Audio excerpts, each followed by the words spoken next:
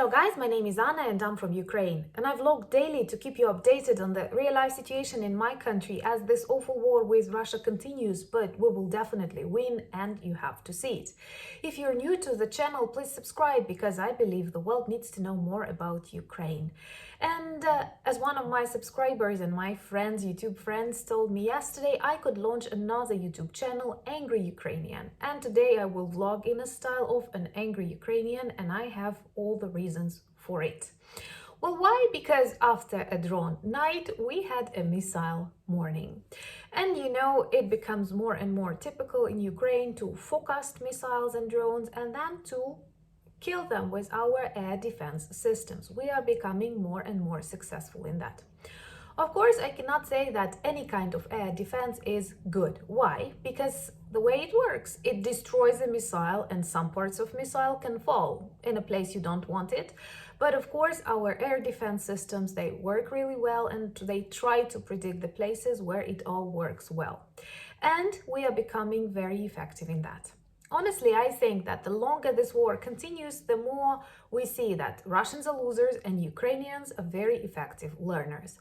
For example, today, when Russian ships and all the other stuff they use to carry missiles and drones went into the sea and so on, the prediction was that they are ready to hit 120 missiles, perhaps more than ever, on the territory of Ukraine. In the result, there were 69 or something, and one of the reasons they saw that we work very well at hitting them, and perhaps they run out of missiles and they feel nervous and they start saving them for some other dates or maybe New Year, I don't know. So out of 69 missiles that they have targeted on Ukraine this morning, 54 were shot and stopped by Ukrainian air defense.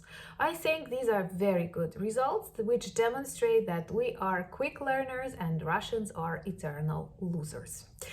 Well, the attacks were on Kyiv, Lviv, and many other cities and regions of Ukraine, and they have targeted one of the hitting electrical station, but the majority of them were stopped, and that is really good.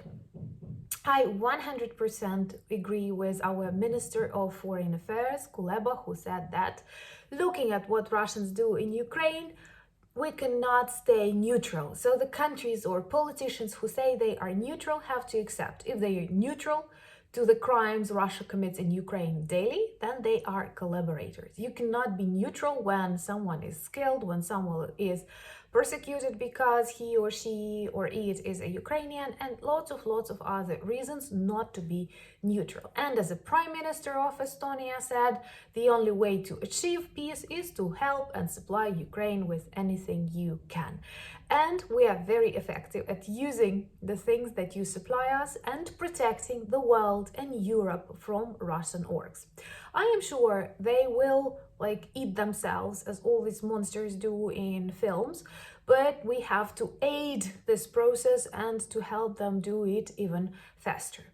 According to our news, one of the missiles was shot on the territory of Belarus, but perhaps they've got overexcited and used their own Belarus air defense system to stop a Russian missile. It doesn't look good after that engagement that Putin had with Lukashenko. I don't know if you're following news, and I have decided it is not worth a video on my channel, but they had a meeting of an S&D countries, those intoxicated by Russia, ex-Soviet countries like Belarus, Kazakhstan, Azerbaijan, and so on, 9 countries, it seems to me, and Putin gave them as a present a ring, like Russia 2023 or something, and it's a souvenir actually, but Lukashenko put it on a finger. When I was at school, there was a song like, if you love it, put a ring on it or something, so that's what they did. And I think that even Putin felt weird when Lukashenko started walking with that ring. But who are we to judge these dying dictators?